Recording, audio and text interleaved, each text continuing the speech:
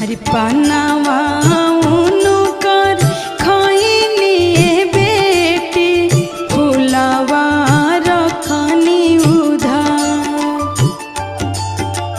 पनावा उनकर खैनी बेटी फुलावा रखनी उधार। तोहरे करने बलुहरानी बेटी साजन छे काले दुआर।